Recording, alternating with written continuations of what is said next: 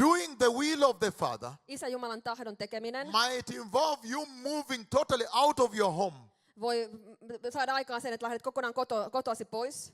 It is not easy. Se ei ole helppoa. In this postmodern era, people simply take the will of God and try to fit into their will. To Tässä fit in. postmodernissa aikakaudessa ihmiset ottavat Jumalan tahdon ja yrittävät mukauttaa sen omaan modernin elämäänsä. And that's why the Lord is warning here. Siksi Herra varoittaa tässä, That be careful with modern salvation. että olkaa varoisia modernin pelastuksen kanssa. Nominal salvation, which is shallow. Semmoisen pinnallisen pelastuksen A kanssa. Christian worship experience that does not convict you to sin makes you comfortable with sin in the church. Tämmöinen kristillisyyden muoto, joka on niin kuin, saat niin kuin turta synnille. Ja Where you cannot rebuke sin too much. If you rebuke, people will walk away. jos sä et uskalla nuhdella ihmisiä liikaa, koska jos nuhtelet heitä, he kävelevät pois. The Lord is saying, be very careful with that kind of modern salvation. Herra sanoo, olkaa tosi varovaisia tämän tyyppisen modernin pelastuksen And that's kanssa. why he has brought somebody that looks like me with all this kind of protest against the generation. Ja siksi hän on tullut minun kaltaiseni tänne tämmöisen protestin kanssa tätä And sukupolvea telling you, vastaan. please go back to the original